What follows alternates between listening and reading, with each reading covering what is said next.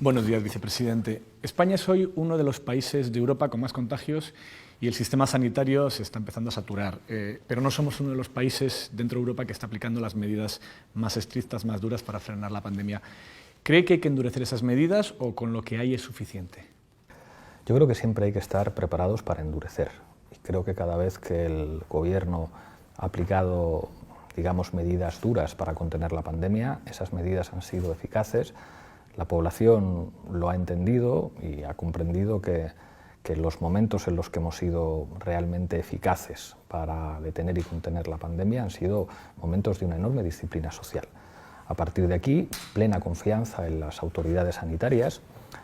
Creo que cuando hacemos frente a una emergencia sanitaria, mandar es mandar obedeciendo los criterios sanitarios. Creo que este es un asunto en el que habría que dejar a un lado los enfrentamientos políticos y entender que la cooperación entre las administraciones, entre los diferentes sistemas sanitarios de nuestro país es absolutamente crucial. Y yo esto lo he dicho siempre en el Gobierno, creo que no hay que tener ningún miedo a asumir medidas más duras y más estrictas porque estamos hablando de defender la vida. Y cuando hay que defender la vida, el resto de las consideraciones son secundarias. Una parte de las decisiones sobre cómo afrontar la pandemia dependen de las autonomías. Y ante esta nueva ola, ¿le preocupa que no actúen, como por ejemplo está ocurriendo en Madrid, donde la presidenta de Madrid le pide al Gobierno que tome medidas que ella podría tomar y no quiere? Aquí creo que tenemos que ser respetuosos con nuestro sistema institucional, que tenemos que creérnoslo. Tenemos un sistema institucional descentralizado y es así. Y digamos que las competencias sanitarias, como las competencias en servicios sociales, están descentralizadas. Eso ha revelado una realidad, que es una realidad de España, que es de cogobernanza. De hecho, ha habido momentos durante esta crisis en los que el presidente del Gobierno se reunía más con los presidentes autonómicos que con sus ministros y con sus vicepresidentes. Y esto es lógico, porque en este país, por diferentes motivos, tenemos una estructura administrativa así. Y además no hay trucos y no hay atajos. Si no hay cooperación institucional, quien piense que puede llegar alguien y decir aquí mando yo, esto lo hago yo solo, desentendiéndose de toda la estructura de funcionarios, de trabajadores públicos, de las administraciones autonómicas y, ojo, también de los ayuntamientos, es no entender nada, pensar que uno puede pasar por encima de esas estructuras administrativas. Por eso, la cooperación y el trabajo conjunto es condición de posibilidad de hacer las cosas bien. A mí no se me escapa pues lo que representa la Comunidad de Madrid y su presidenta o su vicepresidente, pero a mí no me corresponde, como vicepresidente del Gobierno, entrar en polémicas. Me corresponde, en el marco de mis competencias y como miembro de una estructura colegiada, que es el Consejo de Ministros, apostar por la máxima cooperación, porque esa cooperación es condición de posibilidad de salvar vidas. ¿Qué debería hacer la Unión Europea ante la crisis de las vacunas? ¿Le gustan las medidas que está tomando la Unión o deberían ser más duras contra las farmacéuticas? Yo creo que esto está poniendo encima de la mesa el gran debate. Interés general versus interés privado. La Unión Europea, en la medida en que representa a los ciudadanos europeos, está obligada a defender el interés general. El interés de ninguna empresa farmacéutica puede estar por encima del interés general. Y creo que no escucharán a ningún dirigente político ser más explícito de lo que estoy siendo yo. ¿Pero hay que ser más duro? Toda la dureza que sea necesaria para defender el interés general es democracia. ¿Y entre esa dureza sería usted partidario de nacionalizar compañías farmacéuticas, obligarlas a liberar la patente? Mi opinión como dirigente político, ya la conoce, como secretario general de Unidas Podemos, a mí me parece que en España tendría que haber más empresas públicas. Somos el país con menos empresas públicas de Europa. Yo creo que en algo tan serio como la salud, apostar por lo público, creo que se ha revelado como una necesidad. Es terrible que vivamos una situación en la que haya compañías privadas que nos puedan decir hasta dónde llegan y hasta dónde no llegan, en función del dinero cuando estamos hablando del interés general. Mi posición política en esto es inequívoca. Pero en ese momento lo haría, es decir, tomaría una determinación, una decisión política contundente para nacionalizar compañías farmacéuticas. Si yo tuviera el poder político necesario para asegurar que el derecho a la salud se garantiza y eso implica hacer nacionalizaciones, no me temblaría el pulso. Lo que pasa es que uno tiene que saber con el poder con el que cuenta. Y yo lo que tengo son 35 diputados. Y con 35 diputados, en el marco además de un gobierno que tiene que ponerse de acuerdo con otros gobiernos, con compañías que son transnacionales, uno tiene que, bueno, pues entender que entre lo que sería justo hacer y lo que se puede hacer, puede haber una cierta distancia. ¿Lo propondrá usted en el Consejo de Ministros entonces? Nosotros o que se plantee en la UE. Nosotros siempre vamos a hacer públicas, tanto hacia afuera como dentro del Gobierno, nuestras posiciones con respecto a la salud, y creo que somos más claros que nadie respecto a que la salud es un derecho, respecto a que la lección fundamental de esta pandemia es que lo público no se pone de perfil, y a mí me parece inaceptable que se puedan hacer negocios y hacer grandes beneficios a costa de la salud pública. A partir de aquí, con el peso que tenemos, vamos a tratar de llegar todo lo lejos que se pueda.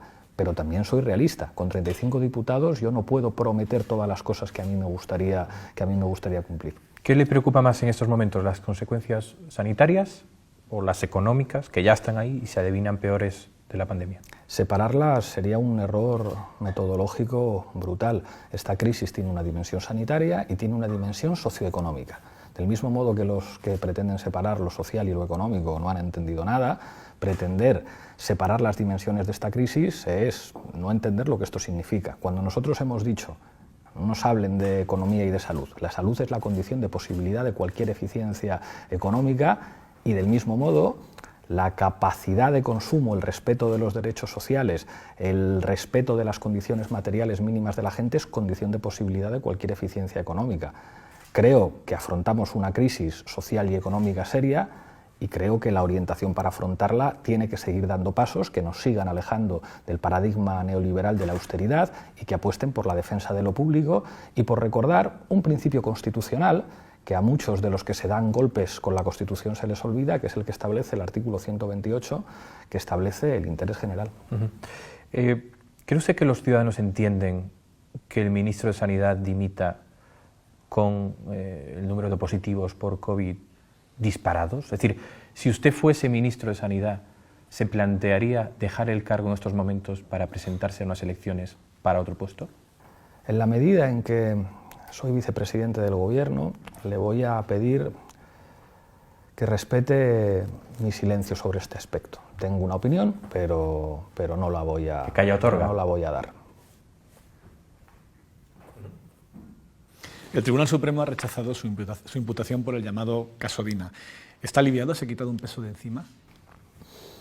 No, porque en realidad la clave de la operación no era jurídica, era mediática y política. Era evidente, y lo dijimos, y muchos juristas lo dijeron, que no había ninguna base jurídica que pudiera permitir que esa imputación se produjera. Lo dije muchas veces, y creo que hubo muchos juristas que repitieron esto, pero el daño ya está hecho. Aquí de lo que se trataba no era de imputarme a mí, de lo que se trataba es de que durante muchísimos meses hubiera tertulias de televisión, de radio, portadas de periódicos, generando un nuevo escándalo en torno a Unidas Podemos, que es un modus operandi que hemos conocido en los últimos 7 años. Y el daño ya está hecho. Ayer ponía un tuit comparando las portadas de los principales periódicos de nuestro país, las portadas cuando se solicita la imputación y las portadas de ayer cuando hay un auto de archivo por parte del Tribunal Supremo. Entonces, ¿quién repara todo ese daño? ¿Quién repara lo que han significado años diciendo que a Podemos le financia Irán, le financia Venezuela, que hemos cometido delitos terribles? Han logrado convertir el caso Villarejo en caso Dina, un caso de espionaje contra una fuerza política para tratar de dañarla y destruirle la reputación para que no acceda al gobierno, y eso nos ha debilitado mucho. ¿Y qué más da que después todo se archive y no tenga consecuencias judiciales? Creo que es uno de los problemas más graves de nuestra democracia. La gente piensa que Villarejo es un operador policial ilegítimo, y Villarejo es fundamentalmente un operador mediático. Villarejo ha trabajado para empresas del IBEX 35 y Villarejo ha trabajado fundamentalmente con medios de comunicación. El trabajo de Villarejo es básicamente destruir a los adversarios, y le contrataban para que destruyera a determinadas figuras políticas. La imagen que representa lo que es Villarejo no es el presunto apuñalamiento. La imagen que expresa lo que es Villarejo en España es Villarejo tomando café con Mauricio Casals o con Ferreras, o Villarejo tomando café con Eduardo Inda o Esteban Urriztieta. Eso significa Villarejo. Porque el daño mediático es irreparable, independientemente de que los jueces digan, oiga usted, aquí no hay nada. Pero ¿quién da la vuelta a todos esos marcos que han quedado instalados en las cabezas de mucha gente? Hay gente en España que piensa que a nosotros nos han financiado dictaduras terribles, o que cuando escucha el nombre Dina no piensa en una víctima de las cloacas o en una víctima del espionaje. incluso periodistas de izquierdas me dicen Dina involucrada en un turbio caso. Ese es el éxito de las cloacas, ese es el éxito de Villarejo y de las cloacas mediáticas y policiales en nuestro país, y es uno de los grandes problemas y uno de los grandes déficits de nuestra democracia, que eso siga siendo un modus operandi que trabaja a pleno rendimiento. ¿O acaso piensan ustedes que no van a seguir surgiendo escándalos sobre Podemos que alimenten portadas tanto de medios de la derecha mediática como de otros medios para generar escándalos, y luego cuando se archive, pues ya está, tú pones un titular pequeñito y ¿quién te va a decir nada? Pero esas portadas de esos medios serían imposibles si un juez de la Audiencia Nacional no hubiese tomado la decisión que tomó. ¿Cree que el juez García Castellón participó en una operación mediática contra usted? A mí no me corresponde decir eso, pero creo que cualquiera puede leer el auto del Tribunal Supremo y sacar sus propias conclusiones. El auto es demoledor, absolutamente demoledor. Y yo invito a todo el mundo a que lo lea y que haga una reflexión sobre si los razonamientos jurídicos que hace el Tribunal Supremo es verosímil que no los hiciera el juez previamente, cuando además algunas instancias judiciales, como la propia Fiscalía, te habían dicho, oiga, usted tiene que hacer esto y es evidente que tiene que hacer esto, pero a mí como vicepresidente no me corresponde decir ciertas cosas. Creo que hay ciertas obviedades que cualquiera que lea el auto pues le pueden servir para sacar conclusiones muy obvias. La Fiscalía le pedía al juez García Castellón que tomase declaración de Dina Busselham para ver si mantenía, qué versión mantenía o si estaba dispuesta a acusarle a usted por esos presuntos delitos que el juez imputaba.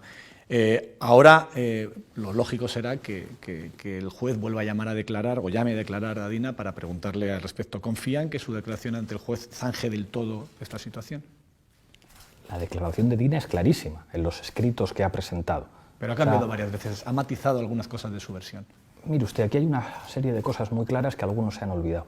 Aquí lo que ocurrió es que a Dina Busselham en noviembre de 2005 le robaron el teléfono móvil, y que el contenido de ese teléfono móvil apareció en 2017 en el ordenador de Villarejo, en un registro policial.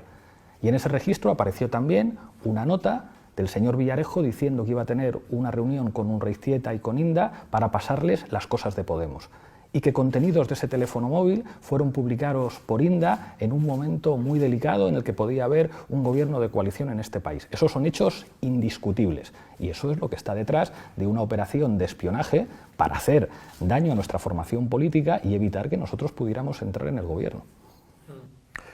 Usted ha dicho que se quedó con la tarjeta de la señora Busselham para protegerla. ¿Qué le llevó a pensar eso? Es decir, ¿no confiaba en que ella se la guardara para sí y supiera cómo protegerse a sí misma y al partido? Lo he explicado muchas veces y lo expliqué ante el juez hace 2 años cuando declaré. Cuando a mí me entregó la tarjeta o la SD de ese teléfono el señor Asensio, me dijo, es la única copia que existe. Y tomé una decisión que pudo ser equivocada, pero no cambia en nada el caso. Es decir, bueno, pues a lo mejor es terrible para una persona saber que determinados tipejos han podido tener acceso a material íntimo, a material personal. En cuanto lo publicó Eduardo Inda, es como, pues, esto lo tiene esta gentuza, esto que es tu teléfono. ¿Me pude equivocar en eso? ¿No le correspondía a ella tomar esa decisión o decidir sobre ese contenido? Ya le digo, pudo ser una decisión por mi parte equivocada, pero eso no cambia en absoluto lo que tenemos aquí, que le robaron el teléfono y que el contenido de ese teléfono apareció en el ordenador de Villarejo. Es algo, por cierto, que el auto del Tribunal Supremo recuerda de manera cristalina. Hay un robo de un teléfono móvil y el contenido de ese teléfono móvil aparece en el ordenador de Villarejo, y quien publica el contenido de ese teléfono móvil es Eduardo Inda. El resto de elementos creo que tratan de generar cierta confusión frente a lo que se sabe y está acreditado que ocurrió. ¿Hay algún caso más que afecta a su formación política, aunque solo con una línea de investigación? Me refiero al caso Neurona en la Audiencia de Madrid. Tenga o no tenga reproche penal, el contrato con esa consultora parece como mínimo no fue ejemplar o pudo hacerse mejor. Es decir, ¿no cree necesario que hay que revisar los procedimientos de Podemos, los contratos, la transparencia, las actuaciones que implican dinero público? Creo que usted estará de acuerdo conmigo en que no ha habido una formación política más investigada que la nuestra. Se ha investigado todo, incluso investigaciones prospectivas, es decir, sin ningún indicio de ilícito administrativo, civil o penal, investigar a ver qué se encuentra. Bueno, que sigan investigando. De momento después de acusaciones enormemente graves, y ojo, esas acusaciones se van a seguir produciendo, es un modus operandi. Es demasiado rentable a nivel mediático como para que no ocurra, que investiguen hasta el final, si es que no depende de nosotros.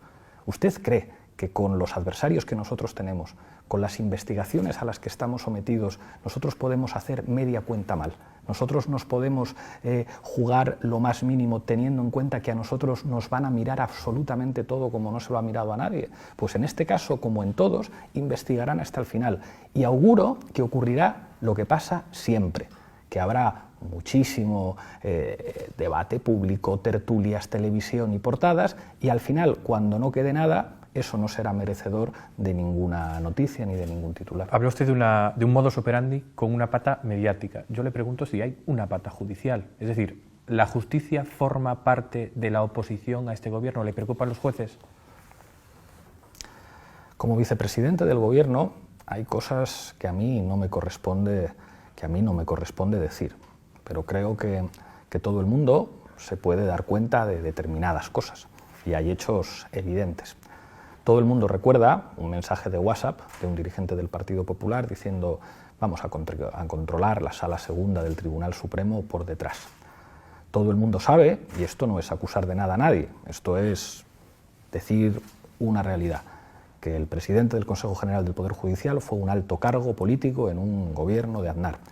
Todo el mundo sabe que el Partido Popular, cuando gobierna, se asegura la mayoría en el Consejo General del Poder Judicial, y que ellos mismos han reconocido, y lo vemos en los WhatsApps, que pretenden controlar los tribunales, y que cuando el Partido Popular no gobierna, ponen todas las dificultades del mundo y asumen incumplir la Constitución y las más elementales normas de la institucionalidad para evitar que se renueven los órganos judiciales. Estos son hechos. Con lo cual, ¿tenemos una justicia de derechas? A mí no me corresponde hacer esas valoraciones políticas. Yo me limito a contar los hechos y que los lectores o que la gente saque sus propias conclusiones. ¿Ha hablado usted con Pablo Casado sobre el CGPJ? ¿Le ha tratado de convencer de que desbloquee la situación? No, pero no puede hacer otra cosa. Lo que está planteando Pablo Casado, diciendo no, es que yo con Unidas Podemos, como son bolcheviques, no negocio la renovación del Consejo General del Poder Judicial. Esto sería como si nosotros dijéramos que, claro, como Pablo Casado gobierna con la ultraderecha en muchas autonomías, nosotros no convocamos elecciones generales. Una barbaridad. Una pregunta sobre los medios. Usted antes lo ha evocado, ¿no? Que es un contrapoder, los medios en un Estado democrático. Y usted a muchas preguntas nos responde con, como vicepresidente del Gobierno me tengo que reservar la opinión. Pero sobre todo sobre los medios opina usted mucho, ¿no? Es decir, ¿no puede ser visto ese argumento como una fórmula pues, para blindarse de la crítica legítima o incluso como una interferencia o una presión? Lo de contrapoder lo ha dicho usted. Lo que yo suelo decir normalmente es que buena parte de los poderes mediáticos son expresiones de poder. Si en la estructura de propiedad de un medio están los bancos, o están empresas del IBEX 35 o fondos como BlackRock, de contrapoder nada. Son los brazos mediáticos del poder. Ojalá buena parte de los medios de comunicación fueran contrapoderes, pero por desgracia en España no lo son. Yo sé que decir esto a muchos les ofende, pero es que es la puñetera verdad. En España hay una estructura de concentración del poder mediático enorme, en manos de empresas privadas, que tienen intereses privados. Claro, alguien puede decir, no, pero es que estos grandes conglomerados económicos jamás cuestionarían que esos profesionales digan lo que les dé la gana, aunque afecte a sus intereses. Yo creo que ese planteamiento es muy naif y no se lo cree nadie. Creo que si hay bancos, fondos de inversión, grandes poderes económicos que financian estructuras muchas veces deficitarias y nada rentables como los medios de comunicación, es porque saben que en este tipo de sociedad, quien es el dueño de la televisión, quien es el dueño del periódico y quien es el dueño de la radio, manda y decide. Y yo creo que eso está bien que se diga. Si usted me dice, hombre, es que usted como vicepresidente hay cosas en las que tiene que ser prudente, pues creo que no me caracterizo por callarme las cosas que pienso, pero en algunas cosas comprenda usted que tenga que ser prudente. ¿Y usted que intervendría en las farmacéuticas por interés público? ¿Regularía de algún tipo los medios de comunicación? ¿Hay alguna legislación de algún país que le resulte interesante? Yo creo que sería muy importante creernos el liberalismo, porque aquí hay muchos que dicen que son liberales hasta que eso afecta a su propiedad. Yo creo que va contra los principios liberales que haya una concentración de propiedad tan grande. Lo lógico sería que hubiera medios de comunicación públicos, medios de comunicación privados y también medios de comunicación comunitarios. Porque si la información es un derecho, esto no puede ser solamente un privilegio de los millonarios, que solamente los millonarios puedan tener televisiones o puedan tener radios o puedan tener periódicos. Lo lógico es que algo tan importante para la democracia no pueda ser solamente un privilegio de los ricos. Cuando uno compara la pluralidad de los partidos con la equivalente mediática, ve que no tiene nada que ver. O sea, digamos que el peso de la derecha en los medios de comunicación es infinitamente más grande que lo que después la gente vota. ¿Esto es sensato en términos democráticos? ¿Esto es bueno para una sociedad democrática? Yo creo que cualquiera se puede dar cuenta de que esto no es así y creo que cada vez más. Creo que lo lógico es hacer que conviva un sistema privado lo más abierto posible para evitar los monopolios y los oligopolios. Creo que habría que establecer límites a que un banco se pueda comprar un medio de comunicación, porque entonces ese medio de comunicación puede hablar contra el banco, o que una patronal inmobiliaria pueda ser propietaria de un medio de comunicación. Habría que establecer límites, que esto se ha hecho en la historia del capitalismo siempre, a estructuras de monopolios, a estructuras de oligopolios y a que grandísimos poderes económicos puedan tener brazos mediáticos que se pueden comprar. Es muy difícil que un profesional de los medios de comunicación, si su sueldo, su hipoteca, la vida de su familia depende de que le pague el sueldo, se atreva a decir determinadas cosas. Es muy complicado, porque alguien que vive de un salario, decir es que si yo digo determinadas cosas, a mí me echan y no vuelvo a encontrar trabajo. ¿Qué os voy a contar? Lo que implica decir determinadas cosas para dejar de estar en una tertulia, ¿verdad, Nacho?, o para dejar de estar en determinados lugares. Entonces creo que es una cuestión de pura salud democrática proteger la libertad de los profesionales de la información. Esa libertad, yo pregunto, ¿por quién está amenazada? ¿Por cargos públicos de los partidos o por grandes propietarios, por empresas del IBEX 35, por bancos o por fondos de inversión? Yo creo que la respuesta es evidente. ¿Cuál es la relación de Unidas Podemos con La Última Hora? ¿Cuál es la relación del Partido Socialista con el Plural.com, cuya directora fue directora general en un gobierno socialista? ¿Cuál es la relación del Partido Nacionalista Vasco con el DEIA? El actual presidente del PNV, Andoni Ortúzar, fue jefe de política del DEIA y fue el director de la Radio Pública Vasca. ¿Cuál es la relación del Partido Popular con La Razón? Francisco Maruenda fue diputado del Partido Popular. Permítame que le responda con una pregunta. ¿Ha preguntado usted alguna vez a un dirigente del Partido Popular cuál es su relación con La Razón? ¿A un dirigente del Partido Socialista cuál es su relación con el Plural.com? ¿A un dirigente del PNV cuál es su relación con el DEIA? Hay una diferencia, que es que en el caso de Unidas Podemos, en sus boletines internos mandan las noticias de La Última Hora. Cosa que con esos ejemplos que ha puesto, al menos que yo sepa, no ha ocurrido. Y también de muchos medios, desde las cuentas de Podemos, se ha llamado a apoyar a medios de comunicación que financian sus lectores, como el Diario.es o como Infolibre. Nosotros no ocultamos que hay medios de comunicación con los que nos sentimos más identificados que con otros, y lo decimos abiertamente. En mi cuenta de Twitter me podrá ver compartiendo artículos del Diario.es, del Diario Público, de Infolibre, y creo que no me verá compartir artículos de tabloides de ultraderecha o de medios de derechas. Creo que en esto se tiene que caer de una vez ya la hipocresía. Yo creo que los medios de comunicación tienen líneas editoriales, tienen ideologías y sobre todo estamos entrando en una fase en donde algo que en el pasado era una apariencia de neutralidad ha caído. Ayer creo que hubo cierta polémica con unas cuñas de la cadena SER que eran abiertamente hostiles hacia mi formación política. A mí eso no me parece mal, que alguien sea clarísimo con su línea editorial. Es decir, nosotros somos una radio de la empresa Prisa y nosotros estamos en contra de Unidas Podemos. Y lo dejamos bien claro.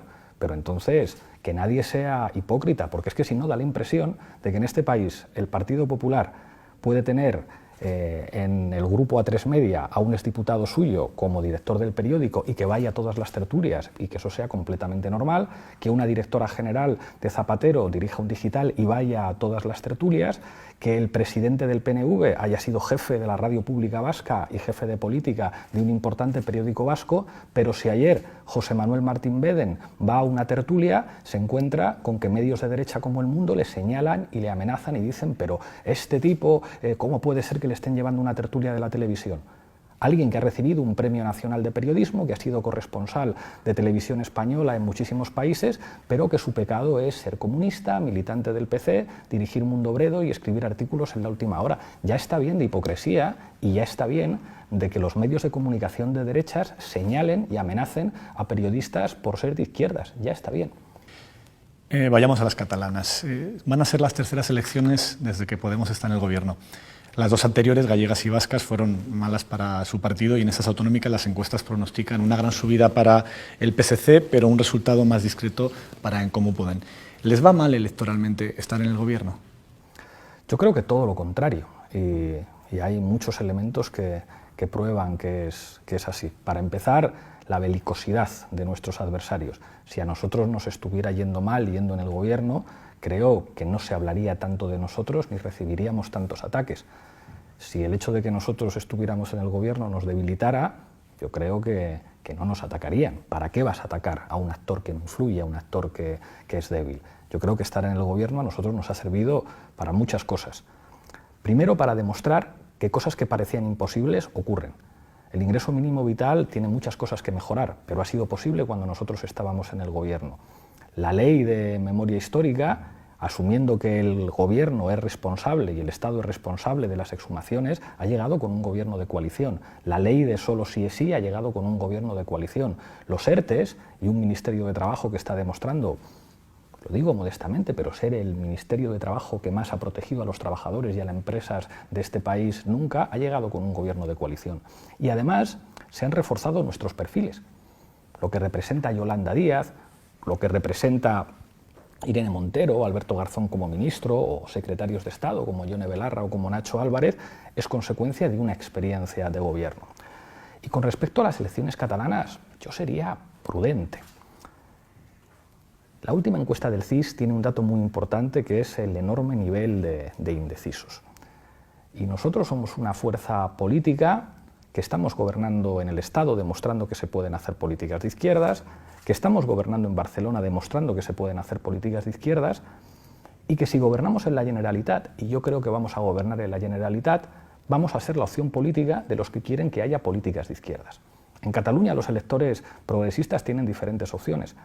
Hay una izquierda monárquica, que es la que representa el PSC, hay una izquierda independentista y hay una izquierda que quiere una España republicana y plurinacional y que ha puesto la defensa de la sanidad pública en el elemento programático fundamental. Quien vota sanidad pública en Cataluña vota Jessica Albiach.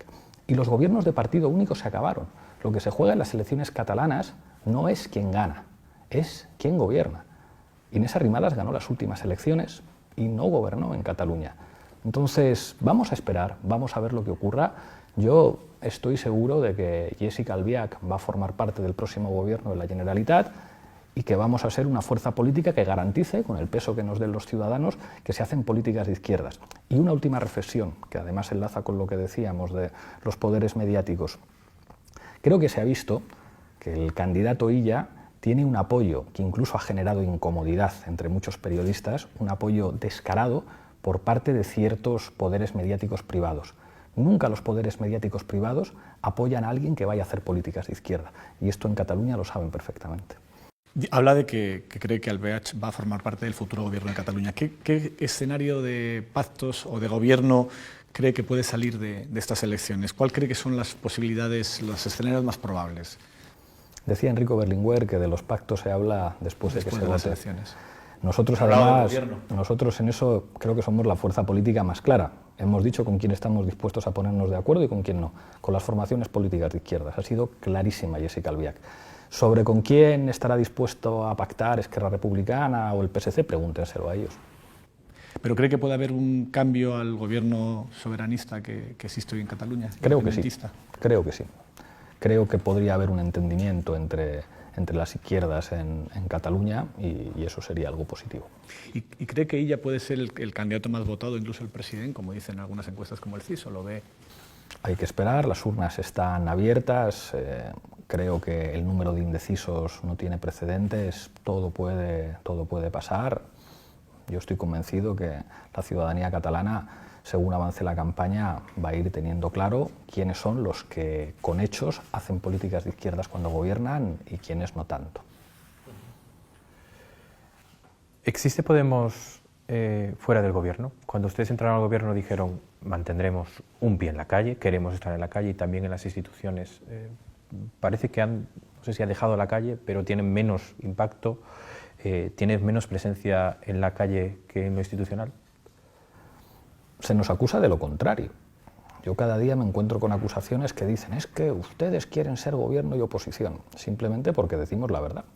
Porque decimos que en este contexto los debates fundamentales de nuestro país no se dan en el Congreso de los Diputados, donde la derecha y la ultraderecha vienen a atacar, a crispar y a acusarnos de cada día una barbaridad mayor.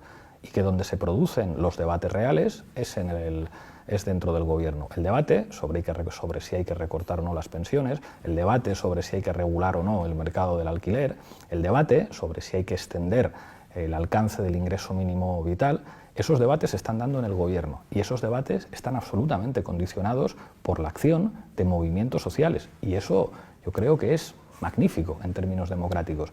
Que los sindicatos estén diciendo, oigan, ¿qué es esto de que esté planteando el Partido Socialista que se pueden recortar las pensiones? O que los colectivos de vivienda, los sindicatos de inquilinos estén diciendo, oiga, que ustedes firmaron un acuerdo de gobierno que dice que se va a regular el mercado del alquiler. Digan lo que digan ciertos ministros, hay un acuerdo de gobierno. Yo creo que nosotros somos una fuerza política que gobierna, pero que al mismo tiempo está en relación permanente con los movimientos sociales y que decimos a la gente la verdad. Claro que se debate en el Consejo de Ministros, claro que se debate en el Gobierno y menos mal, porque si no se debatiera a lo mejor no hubiéramos podido acabar con los desahucios sin alternativa habitacional o acabar con los cortes de suministros. ¿Cómo asume usted esa confrontación interna? Porque usted mismo la reconoce abiertamente con el Partido Socialista en asuntos como pensiones, con críticas del ministro Esquivá bastante contundentes. ¿Se trata de un debate sobre recortes sí o no, sobre sostenibilidad del sistema sí o no? Claro, pero con total cordialidad. Ojo, digo, por romper una lanza en favor del ministro Esquivá, la propuesta de Esquivá no la hace porque se le ocurra a él, es una indicación de Moncloa. O sea, que nadie... ¿O de Nadia Calviño? No. Es como quien decide de la parte socialista no es ni Calviño ni Escrivá, decide el presidente del gobierno. Yo creo que esto es una cosa evidente que sabe todo el mundo. Es como si los ministros pudieran hacer lo que se les ocurre. Gobiernan los partidos en España y los ministros y los vicepresidentes pues hacemos lo que con lo cual es Pedro Sánchez el que quiere recortar las pensiones. Colectivamente. Eso es una propuesta que viene del ala socialista y nosotros tenemos que recordar una cosa y es: compañeros del Partido Socialista, tenemos que ser leales. Y ser leales es ser leales al acuerdo que firmamos Pedro Sánchez y yo. La lealtad no es tragarte una traición al programa o tragarte una traición al electorado. La lealtad es decir, aquí firmamos que revalorizamos las pensiones y un socio de gobierno leal es leal al acuerdo que firmamos. Y nosotros vamos a reivindicar esa lealtad. Y luego habrá otras cosas en las que no estemos de acuerdo y no pasa absolutamente nada. Se debaten, se discuten y al final se llega a acuerdos y la política es eso. Del mismo modo que los partidos discuten, pues en los gobiernos también se discute. Esa es la esencia de la democracia. Un gobierno no es que llegue alguien y ordene y mando y diga aquí se hace lo que digo yo, y mucho menos un gobierno de coalición. En un gobierno de coalición se negocia, se debate y por eso mismo es un gobierno más eficaz, más democrático y además mucho más ajustado al programa de gobierno. Los gobiernos de partido único al final no cumplen el programa y eso genera una desafección entre la ciudadanía enorme. Los gobiernos de coalición siempre tienen uno de los socios que dice, oiga, hay que cumplir lo que se firmó. Con lo cual esas discrepancias que a veces vemos, por ejemplo, con la vicepresidenta económica Nadia Calviño, esas desavenencias políticas de fondo entre Unidas Podemos y el Partido Socialista, no son más que discrepancias con el propio presidente del gobierno. Pero las discrepancias que hay dentro del gobierno son discrepancias entre Unidas Podemos y el Partido Socialista. O sea, jamás habrá un ministro que haga algo por su cuenta que no esté avalado por el presidente del gobierno, en el caso de la parte socialista, o por su propio partido. Yo entiendo que puede haber quien diga, no, que haga el papel de malo no sé qué ministro, pero es como que no funciona así. O sea, cuando nosotros tenemos discusiones dentro del gobierno, son discusiones con el Partido Socialista, no con un ministro al que le pongan la etiqueta de quémate tú, defendiendo la posición de derechas. No va así. ¿La coalición es sólida a pesar de estas discrepancias, de estas fracturas, o corre el riesgo de una ruptura? Más sólida que nunca, más sólida que nunca. Fue muy importante el acuerdo de presupuestos generales para solidificarla y ahí también teníamos un debate de quién prefería Ciudadanos y quién prefería una mayoría de izquierdas y, digamos, la el mantenimiento de la coalición hasta las próximas elecciones, eso está a prueba de lo que venga. ¿Seguiremos discutiendo? Claro. ¿Seguirá habiendo debate? Bendito debate, porque eso será lo que asegure que este gobierno seguirá haciendo políticas de izquierdas, que no llegarán todo lo lejos que nosotros querríamos, pero que seguirán habiendo políticas de izquierdas. Y yo creo además que este modelo de coalición va a durar más de una legislatura y habrá que naturalizar pues, que haya debate, porque es que el Partido Socialista y Unidas Podemos son dos fuerzas políticas muy distintas. El Partido Socialista es monárquico, nosotros somos republicanos, el Partido Socialista no está a favor de las empresas públicas, nosotros sí estamos a favor de que haya empresas públicas y no nos gusta que España esté a la cola de los países europeos en empresas públicas. Tenemos muchas diferencias, pero también tenemos un mínimo común denominador. Y ese mínimo común denominador es un acuerdo que firmamos Pedro Sánchez y yo. Y merece la pena trabajar juntos desde la máxima lealtad a ese acuerdo que firmamos para seguir demostrando pues, que en España puede haber un gobierno de coalición progresista frente a lo que representa la ultraderecha y el Partido Popular. ¿Y esas discrepancias tan públicas no pueden provocar mayores problemas? En el PSOE están bastante molestos, o así lo transmiten, porque estos debates internos sobre qué hacer, qué decidir, qué medidas tomar se aireen en los medios. ¿No hay otra fórmula para mantener esa discrepancia, esa presión? ¿No tiene que ser un debate público? Yo creo que está mal tomar a la gente por idiota. Hay muchas veces que los periodistas os enteráis de cosas y las contáis, y parece que el dirigente político tiene que poner cara de tonto. Entonces construimos una ficción según la cual yo no puedo decir nada, pero vosotros os enteráis de todo, vosotros lo contáis, me lo preguntáis y yo tengo que silbar. Yo creo que la sociedad es lo suficientemente madura pues para entender, pues claro, que Iglesias y Sánchez no van a estar de acuerdo en lo que respecta a la fuga del rey, o que no van a estar de acuerdo en lo que respecta a qué habría que hacer con las pensiones en este país. Y entonces, en lugar de que lo cuenten los periodistas y a nosotros se nos quede cara de idiotas y de mentirosos, creo que es mucho más sensato pues tratar a la gente como mayores de edad y decir, pues claro que hay desacuerdos, pero que no se preocupen, que nos vamos a poner de acuerdo, que vamos a negociar en base al peso de cada uno y en base al acuerdo que firmamos, y vamos a seguir adelante y no pasa absolutamente nada. Que haya habido un acuerdo de presupuestos, como decía antes, es importante y parece que garantiza que el Gobierno va a aguantar la legislatura. Pero ¿se pueden prorrogar las cuentas públicas durante 2 años en este contexto económico? Yo creo que no hay que adelantar acontecimientos. La obligación de cualquier gobierno es buscar los apoyos necesarios para sacar cada año los presupuestos generales del Estado. Creo que hemos pasado modestamente el examen con nota, con una mayoría que no ha tenido nadie en este país para sacar unos presupuestos adelante. Bueno, cuando llegue el siguiente examen ya no se evalúan ustedes, pero de momento creo que este lo hemos aprobado con apoyos que muchos no se esperaban que íbamos a lograr. Ha habido un nuevo examen estos últimos días, no un examen final, pero sí un examen parlamentario importante, que es la aprobación de los fondos europeos, donde han tenido que aprobar por la abstención de Vox. ¿No les preocupa esa debilidad? Ayer teníamos una broma en el grupo de Podemos, decíamos, claro, Yone Belarra ha conseguido el apoyo de Bildu, Margarita Robles el de Vox y Jaume Asens ha fallado con Esquerra Republicana de Cataluña. Pregúntenle a Vox, o sea, no tengo ni idea. ¿Pero a qué achaca esa abstención de Esquerra? ¿A las elecciones catalanas? ¿Volverá luego la normalidad? Pregúntenselo a Esquerra Republicana, no puedo hablar yo por ellos. Estamos ya ante una etapa en la que cualquier mayoría es posible en el Congreso. La geometría total. Eso es completamente imposible, completamente imposible. Estamos en una situación, además, en la que el sistema de partidos ha cambiado y yo creo que de manera permanente. La derecha está vampirizada por la victoria cultural de la ultraderecha en ese gran campo cultural que representa la derecha en este país, y eso se ve en los poderes mediáticos. Cuando uno ve una escaleta de un telediario en el que la manera de enmarcar el problema de la vivienda es hablando de las ocupaciones, uno ve la victoria cultural de la ultraderecha en el campo cultural de la derecha. Por decirlo en plata, Casado está encerrado por Vox. Se lo dije en la moción de censura. Usted ha hecho aquí un discurso muy canovista y muy elegante, pero usted depende de la ultraderecha trumpista para gobernar en la Comunidad de Madrid, en Andalucía, en Murcia y en muchos sitios. Eso quiere decir que esos modelos del pasado, en donde el bipartidismo podía permitir que el Partido Socialista y el Partido Popular estuvieran de acuerdo en las líneas generales de la política económica, estuvieran de acuerdo en cuestiones fundamentales, eso ha terminado, porque la derecha española, al apostar por un tipo de nacionalismo español exacerbado, creó las condiciones de posibilidad para que surgiera una extrema derecha que les tiene atrapados en un campo cultural del que no van a poder moverse. Eso abre una oportunidad muy clara.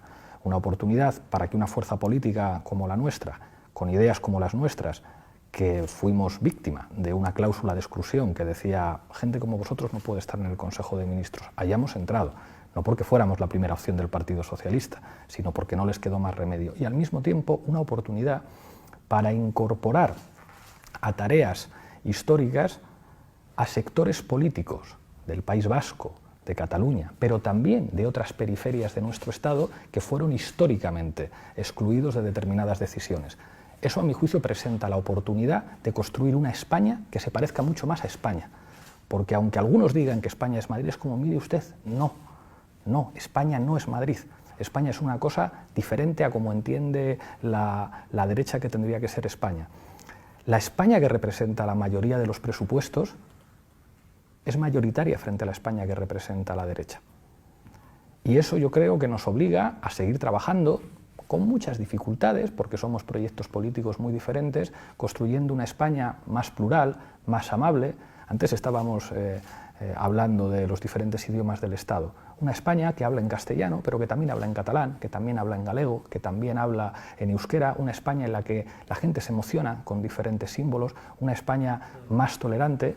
Creo que... Pero es una España de bloques, una España pendular, en la que cuando las elecciones cambien a un gobierno, haya poco menos que un cambio de régimen. Mi impresión es que la España que representa el Partido Popular y Vox, con Ciudadanos dentro o con Ciudadanos ya dentro del Partido Popular, que entiendo que es el proyecto de algunos sectores del PP que lo quieren fagotizar, creo que eso no va a sumar nunca una mayoría parlamentaria de gobierno a nivel estatal. Para que eso ocurriera, habría que ilegalizar partidos políticos, que es lo que defiende abiertamente la ultraderecha. Es decir, pero hombre, si aquí es muy fácil que gobernemos, ilegalizamos a estos por rojos, a estos por vascos y a estos por catalanes, y entonces a lo mejor sí que podemos gobernar. Si no se ilegalizan partidos en España, creo que la derecha y la ultraderecha en algunas comunidades autónomas podrán hacerse con el gobierno, pero creo que es muy difícil que se hicieran con el gobierno del Estado.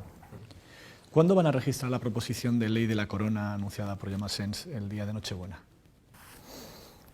Es una cuestión que habrá que debatir, y en realidad el debate fundamental aquí es si la monarquía es algo bueno para España en el futuro o no. Nosotros, desde el máximo respeto institucional, pensamos que no.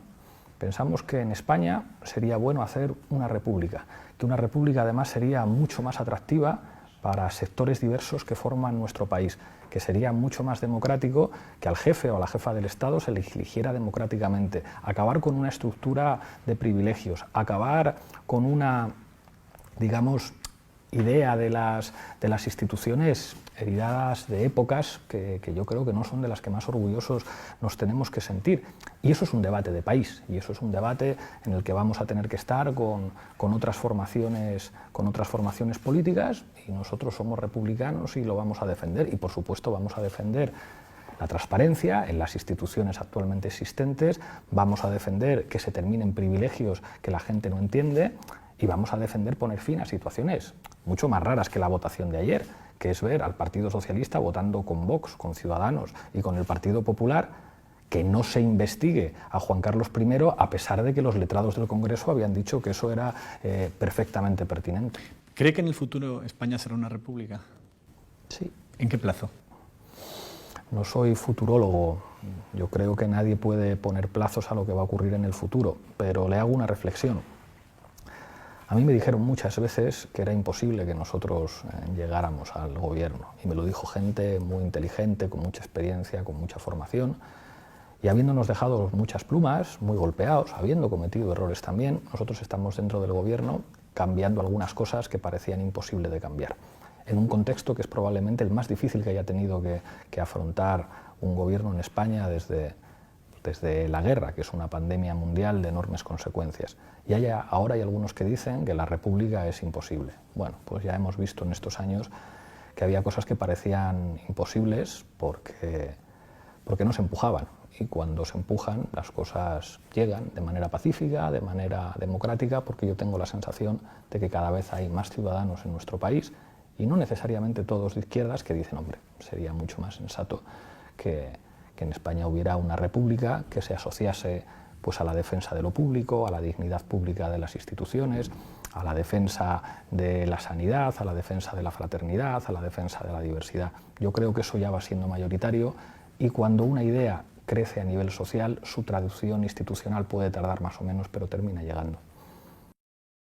Su comparación de Carles Puigdemont con exiliados del franquismo ha causado indignación a derecha e izquierda. Hemos escuchado sus explicaciones diciendo que usted no quiere poner en el mismo plano a Juan Carlos I y a Carles Puigdemont.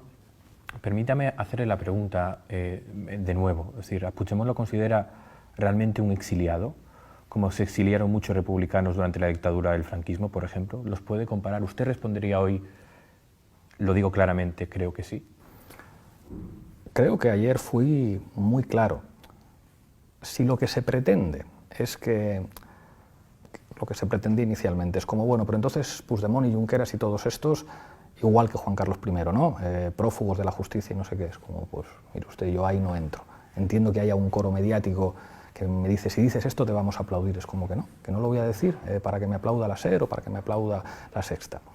Y después que se me pregunte a mí, que soy descendiente de víctimas republicanas, que mi abuelo estuvo en la cárcel del puerto de Santa María, de Sevilla y de Úbeda. Precisamente por eso llama la atención. Y es evidente que las condiciones de la prisión de mi abuelo eran mucho peores que las de los presos de Lledoners. O mi tío abuelo, que le fusilaron, pues no tiene nada que ver las consecuencias que tuvo para él ser republicano.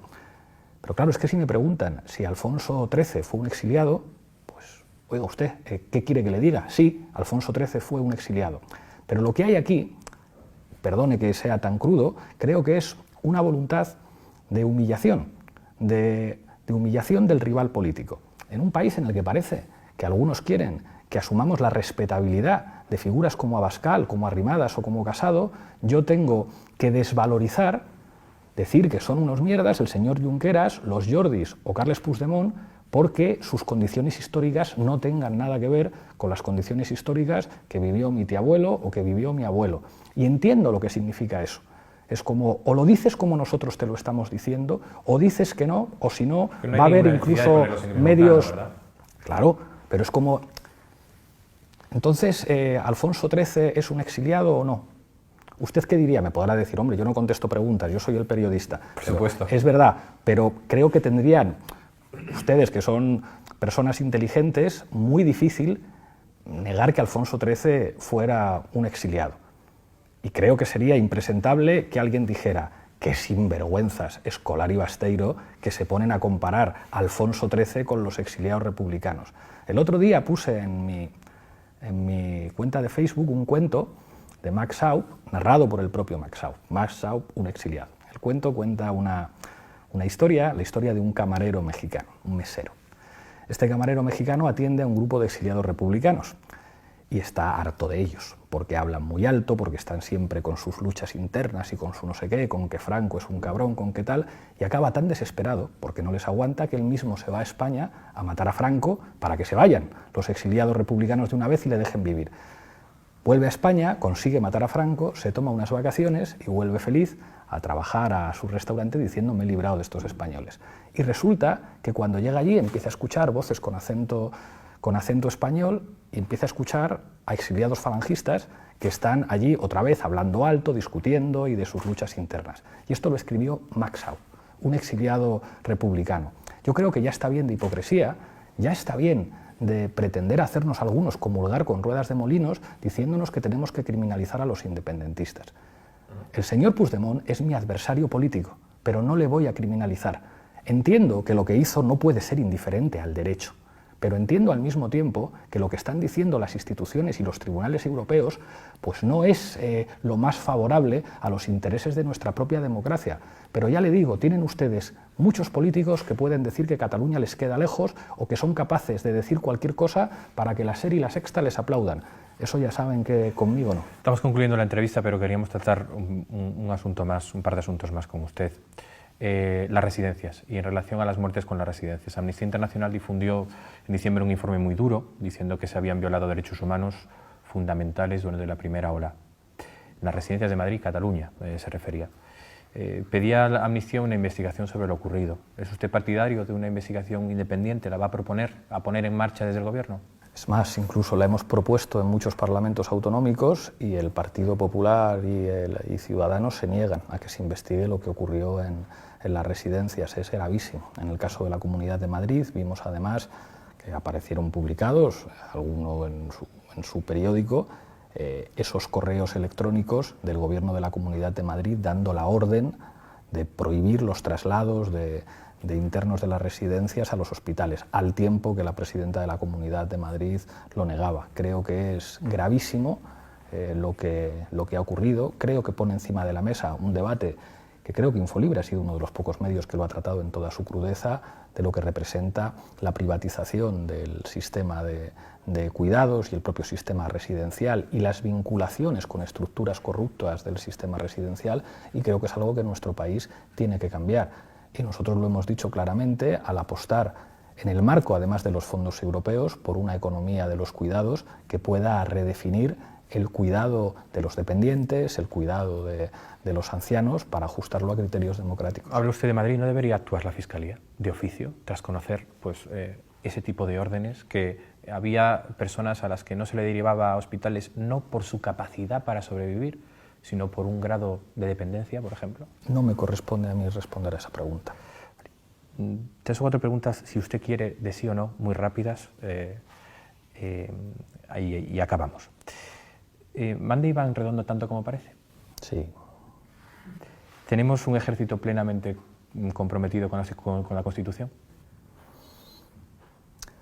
Como institución, sí. Que dentro del ejército pueda haber personas con ideas contrarias a la democracia, pues seguramente también, y es algo que nos debería preocupar, pero como institución, por supuesto, porque no podría ser de otra manera. ¿Está tomando notas para escribir sus memorias? No. ¿Ha jugado al baloncesto en la cancha de Moncloa con el presidente Sánchez? No, y yo creo que no iría a jugar si me invitara, porque creo que me daría una paliza enorme. ¿Cuál es la llamada más extraña que ha recibido como vicepresidente? La llamada más extraña. Más curiosa, más inesperada. O sea, yo ya la verdad es que me espero cualquier cosa. O sea, no es una llamada, como la interacción que más me llamó la atención fue la interacción en Twitter con David Simon. ¿Cuál será el futuro de Yolanda Díaz en la política española? Creo que enormemente esperanzador para la izquierda. Igual está relacionado. ¿Le gustaría repetir como candidato a la presidencia por Unidos Podemos? Eso lo tendrán que decidir los militantes de ¿Y a usted le apetece?